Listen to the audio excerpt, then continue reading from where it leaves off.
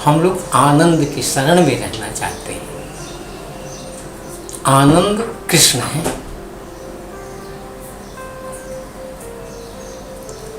हम जहाँ रहते हैं पृथ्वी लोक पर, एक ही चीज सब आदमी सोचता है कि मेरी स्तुति हो, मेरी वंदना हो, मेरा यश गाया जाए, मेरे तमाम नाम हो। तो हमारे वैज्ञानिकों ने कहा, हमारे वैज्ञानिक संत ऋषि मुनि हैं, एक से एक सबका सब्जेक्ट है। हरिद्वार से आते समय श्री गोपाल सहस्त्र नाम का हमने पाठ किया। यह हमारी पृथ्वी भारत भूमि कृषि प्रधान क्षेत्र है। यहाँ के देवता गोपाल हैं।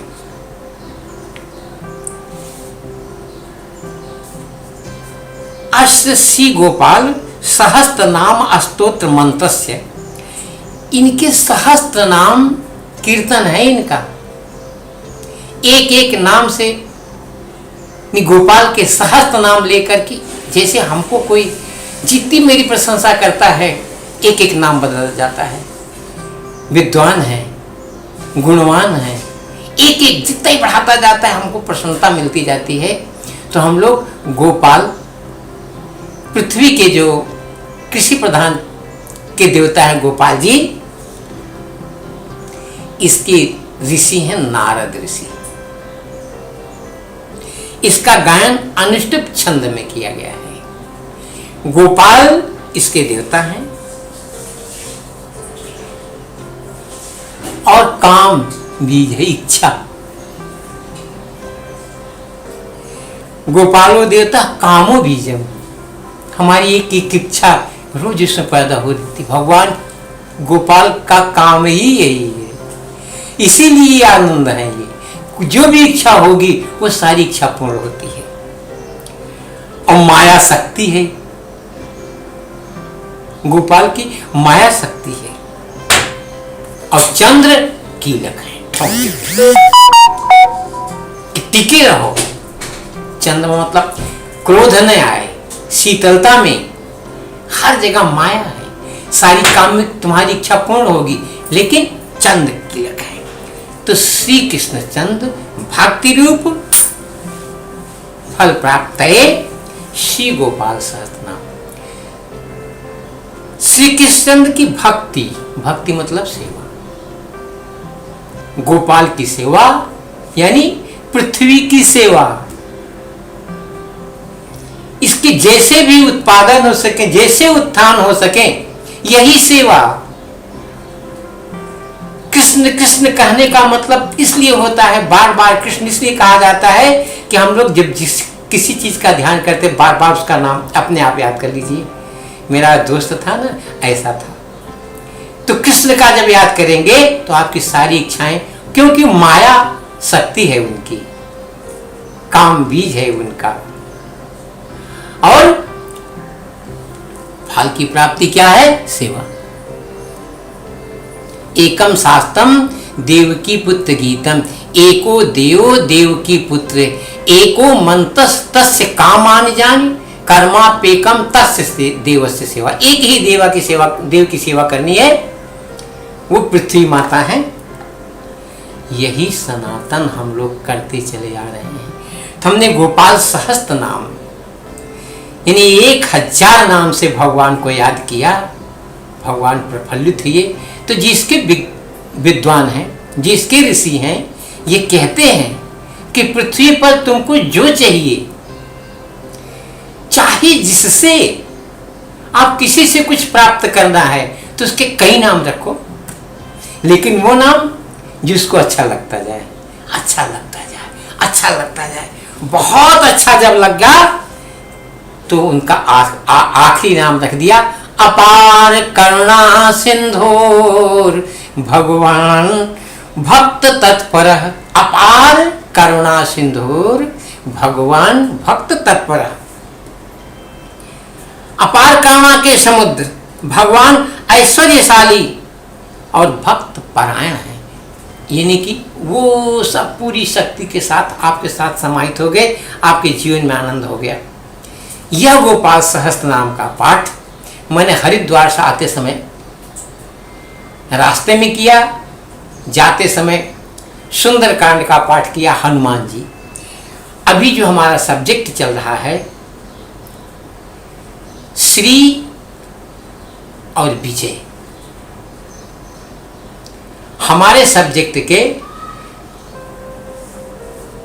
ऋषि 4 हैं, शिव, याज्ञवल्क्य, काकभूषण और तुलसीदास। ये ऋषि हैं।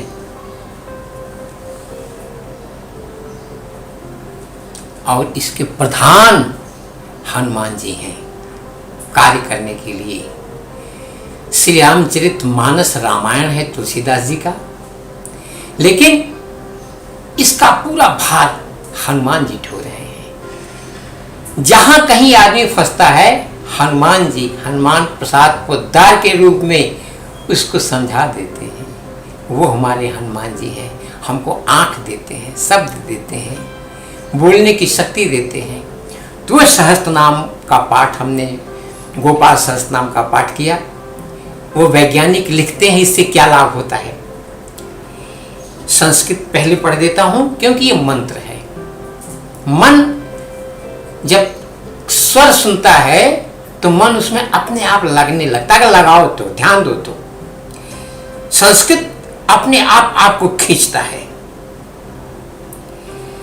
इति राधिकानाथ सहस्त्रम नाम कीर्तनम अस्मरणात् पापराशीनाम खंडनम मृत्युनाशनम वैष्णवानां प्रियकरम महारोग निवारणम ब्रह्महत्यासुरापानां परस्त्री गमनम तथा परद्रव्यापहरणम परदेश समन्वितम मानसं वाचिकं कायं यत् पापं पाप संभवम सहस्रनाम पठना सर्वं नश्यन्ति तत्क्षणात्। महादारिद्र्य युक्तो जो वैष्णव विष्णु भक्तिमान कार्तिक्यां संपठे दातो शतमष्टोत्तरं क्रमात् पीतांबर धरो धीमान सुगंधि पुष्पचंदनैः पुस्तकं पूजयित्वा तु नैवेद्यादिभिरेव च राधा ध्यानांकितं धीरो वनमाला विभूषितः शतमष्टोत्तरं देवी पठेन् नाम सहस्त्रकं तुलसी मालया युक्तो वैष्णवो भक्ति तत्परः रविवारे च शुक्रे च द्वादश्यां श्राद्धवासरे ब्राह्मणं पूजयित्वा च भोजयित्वा विधानतः ज पठेत् वैष्णवो नित्यं सजाति हरिमन्दिरं कृष्णेनोक्तं राधिकायै मयि प्रोक्तं पुरा शिवे नारदाय मया प्रोक्तं नारदेन प्रकाशितं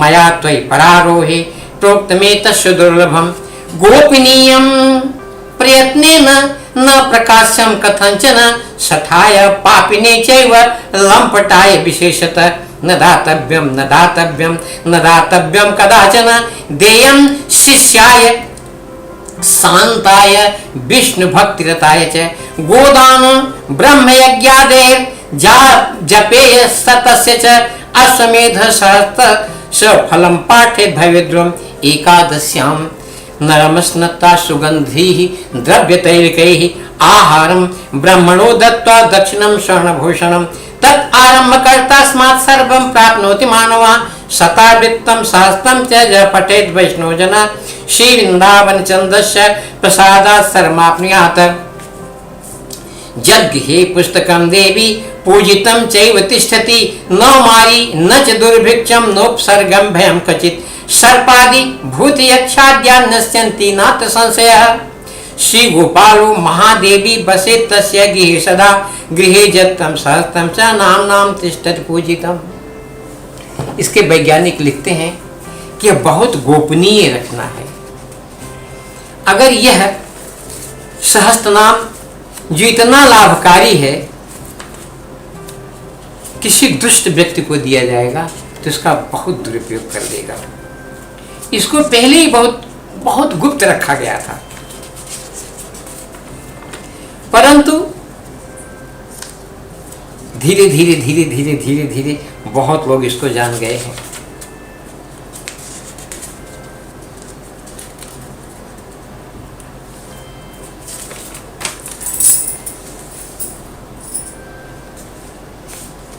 कार्तिक पूर्णिमा को रास मंडल का अवलोकन कर जब महर्षि दुर्वासा जी को मोह व्याप्त हो गया था, उस समय श्री राधिका जी को अपने तथा श्री कृष्ण में भेद होने का संदेह उत्पन्न हुआ।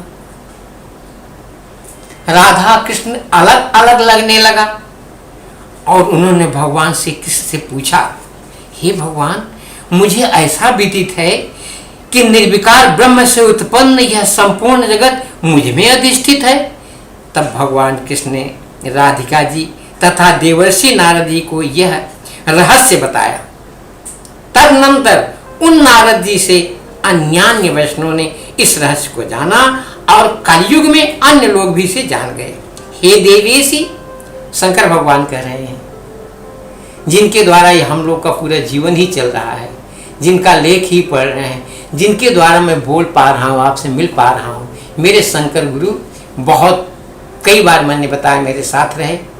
आज उन्हीं की कृपा से हम हर जगह आपके साथ हैं। बोले, हे देवेश, इस रहस्य को प्रयत्न पूर्वक गुप्त रखना। हे सुरेश, जो इस रहस्य को दुष्ट, कृपण अथवा पाखंडी व्यक्ति को बताता है वह ब्रह्म हत्या के समान पाप का भागी होता है।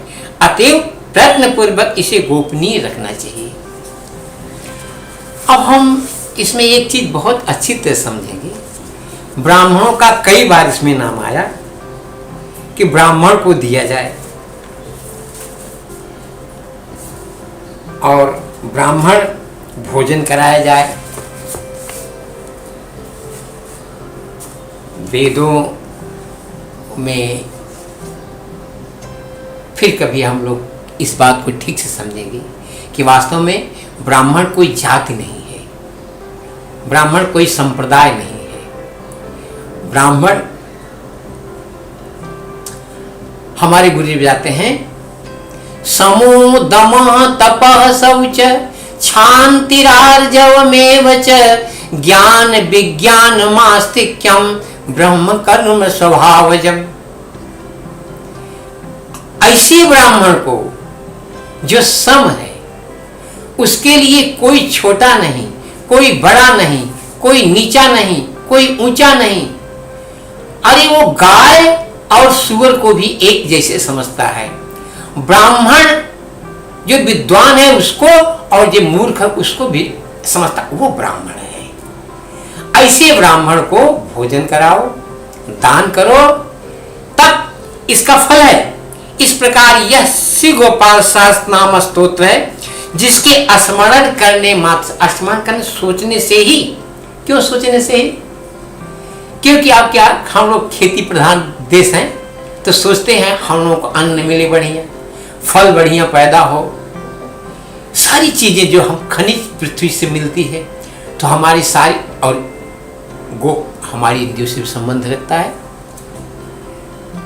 हम अपने इंद्रियों को वश करने के लिए एक ईश जो हमारे साथ हमेशा रहता है उसके शरण में हो जाएं, वो गोपाल है। वही समोदम तपः शौच क्षान्तिरार्जवमेव च ज्ञान विज्ञान मास्तिक्रम ब्रह्म कर्म स्वभावजम। ऐसा जो ब्राह्मण है, ऐसा जो व्यक्ति है, वही ब्राह्मण है, उसको यह ज्ञान दिया जा सकता है। श्री गोपाल सहस्रनाम स्तोत्र, जिसके स्मरण करने मात्र से पाप समूहों को तथा मृत्यु का नाश हो जाता है। यह श्री गोपाल सहस्रनाम स्तोत्र विष्णु भक्तों का कल्याण करने वाला तथा महारोगों का निवारण करने वाला है। विष्णु का भक्त कौन है? विष्णु संसार जितने भी छोट जीव पृथ्वी पर हैं, जड़ और चेतन, सब विष्णु ही उनका पालन करते हैं। तो जो सब जीवों का पालन करने वाला होता है वही विष्णु भक्त है, उसी को वैष्णव कहते हैं। करने वाला था महारोगों का निवारण करना, ब्रह्म हत्या, सुरापाना, सबसे बड़ी हत्या ब्रह्म हत्या है। एक वैज्ञानिक मार दिया जाए, एक ऐसा व्यक्ति जो हमेशा सबके कल्याण के लिए लगातार लगा हुआ है, अगर उसको मारा जाता है तो समझ लो जो ब्रह्म बीज है उसमें जो पर ब्रह्म कहा जाता है, पर ब्रह्म की श्रेणी में ब्राह्मण आता है जो सबको बराबर देखता है, उसी को उसको मारने पर भी गोपाल सहस्त्र नाम का महत्व बताया है। ऐसे शुद्ध व्यक्ति का हत्या अगर अनजाने में हो जाती है, जानबूझ कर नहीं, अनजाने में हो जाए, सुरापान एक से एक निंदनीय काम, इसको बहुत अच्छे युक्त में लिख दिया गया होगा शायद मेरे हिसाब से। तो परिस्त्रीगमन, दूसरे के द्रव्य का हरण, दूसरे से देश, मन, वाणी, शरीर से कृत पाप तथा जिस किसी भी प्रकार से जो पाप होता है वह सब इस सहस्त्र नाम के पढ़ने से उसी क्षण नष्ट हो जाता है। गोपाल सहस्त्र नाम को पढ़ने सुनने से उसी क्षण नष्ट हो जाता है कि उसका स्वभाव भी परिवर्तित हो जाता है, वह सब में सम हो जाता है। इसीलिए उसको फिर मौका दिया जाता है यह स्मरण करने से। तो जो वैष्णव महान दरिद्रता से युक्त है उसे विष्णु भक्ति से संपन्न होकर कार्तिक महीने में रात्रि काल में इस क्रम से 108 बार पाठ करना चाहिए। हे देवी, बुद्धिमान को चाहिए कि पीतांबर धारण करके तथा वनमाला से विभूषित होकर गंध, पुष्प, चंदन तथा नैवेद्य आदि से गोपाल सहस्रनाम स्तोत्र पुस्तक की पूजा करके राधा के ध्यान में लीन होकर, राधा का ध्यान ही बहुत मुश्किल है। ये गोपाल सहस्त्र नाम के सिर्फ गोपाल के अनाम, क्यों कि राधा यहाँ शुरू ही होता है कि राधा जी ने कहा हमको आप में भेद दिखा, इसलिए उनको कष्ट हो गया था। तो राधा और कृष्ण में कोई भेद नहीं है। जो वैष्णव होगा, जिसकी इंद्रियां उसके बस में होगी, उसी की हो सकती हैं जो गोपाल सहस्त्र नाम का पाठ करेगा। राधा के ध्यान में लीन होकर धैर्य पूर्वक इस सहस्त्र नाम का 108 बार पाठ करे या श्रवण करे। जो वैष्णव तुलसी माला धारण करके भक्ति पूर्वक रविवार, शुक्रवार, द्वादशी तिथि को अथवा श्राद्ध के दिन विधान के साथ ब्राह्मणों का पूजन करके उन्हें भोजन कराकर इस गोपाल सहस्त्र नाम का पाठ करता है या श्रवण करता है, वह विष्णु लोक को प्राप्त हो जाता है। विष्णु लोक को प्राप्त होता है मतलब वैकुंठ में जितने भी व्यक्ति हैं, जितने भी जीव हैं, व्यक्ति ने जो वैकुंठ चला गया वो सब विष्णु भगवान की तरह होते हैं। सबके 4 हाथ होते हैं, सबके कुंडल होते हैं, मुकुट होते हैं, सबके हाथ में गदा, चक्र, शंख, पद्म सब रहता है। कोई भी इतर व्यक्ति जो वैकुंठ के बाहर वाला है उनको पहचान नहीं सकता कि विष्णु कौन है। मात्र कौस्तुभ मणि अगर नहीं रहे तो वहां कोई इतर व्यक्ति, सब वैकुंठ में विष्णु जैसे ही दिखते हैं। हे शिवे, इसे पहले श्री कृष्ण ने राधिका से कहा था। ये गोपाल सहस्त्र नाम, ये गोपाल सहस्त्र नाम पहले जब राधा को अलग होने का भय हुआ था तो पहले उनको समझाया इसी सहस्त्र नाम से। उसी को मैंने तुमसे कह दिया, इस रहस्य को मैंने नारद से कहा और नारद जी ने इसका संपूर्ण संसार में प्रचार किया। हे बरारोहे, इस अत्यंत दुर्लभ रहस्य को मैंने तुमसे कहा है। इस रहस्य को प्रयत्न पूर्वक गुप्त रखना चाहिए और किसी भी प्रकार प्रकट नहीं करना चाहिए। इसी किसी मूर्ख, पापी और विशेष रूप से लंपट व्यक्ति को, क्योंकि कहा गया परिस्त्री गमनम, तो लंपट जो होगा तो सुनेगा तो अत्याचार करता चला जाएगा। व्यक्ति को कभी नहीं प्रदान करना चाहिए, अपितु शांत स्वभाव तथा विष्णु की भक्ति से युक्त शिष्य को ही इसका उपदेश करना चाहिए। इस सहस्रनाम स्तोत्र के पाठ करने से गोदान, ब्रह्मयज्ञ आदि सैकड़ों विजय, वाजपेयी एवं हजारों अश्वमेध यज्ञों के करने का फल निश्चित रूप से प्राप्त होता है। सुगंधित द्रव्यों का तेल लगाकर जो व्यक्ति एकादशी के दिन स्नान करके ब्राह्मणों को भोजन कराकर दक्षिण तथा सुवर्ण का आभूषण प्रदान करके अनंत करने के अनंतर गोपाल सहस्त्र नाम स्तोत्र पाठ का प्रारंभ करता है, वह सब कुछ प्राप्त कर लेता है।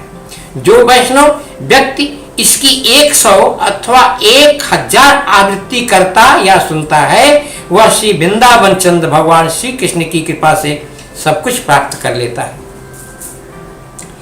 हे देवी, जिस घर में इस सहस्रनाम स्तोत्र पुस्तक की नित्य पूजा होती है, वहां महामारी, दुर्भिक्ष तथा किसी प्रकार के उपद्रव का भय नहीं रहता है और सर्प, भूत, यक्ष आदि नष्ट हो जाते हैं, इसमें संशय नहीं है। हे महादेवी, जिसके घर में इस सहस्रनाम पुस्तक की नित्य पूजा होती रहती है, उसके घर में गोपाल श्री कृष्ण सदा निवास करते हैं। इस प्रकार श्री सम्मोहन तत्व के अंतर्गत पार्वती ईश्वर संवाद में श्री गोपाल सहस्रनाम स्तोत्र का पाठ महत्व हम लोगों ने पढ़ा और सुना। यद्यपि कि हम साधारण मनुष्य हैं, इसलिए हम लोगों को यह अतिशयोक्त लग रहा है, परंतु संत और महात्मा जो इसको अच्छी तरह से अनुभव कर चुके हैं, इसमें लीन हो चुके हैं, राधा राधा उनके शरीर से दूसरा कुछ लिखता ही नहीं, जिसको संसार में मात्र राधा कृष्ण ही दिखाई देते हैं, अन्यत्र कुछ नहीं दिखाई देता है, उनकी सेवा में लगे रहते हैं, उनके लिए यह सत्य है, यह सत्य है, यह सत्य है, यह मेरा मन कहता है। जय श्री बालकृष्ण। आगे हम लोग फिर मुलाकात करेंगे। जय श्री बालकृष्ण।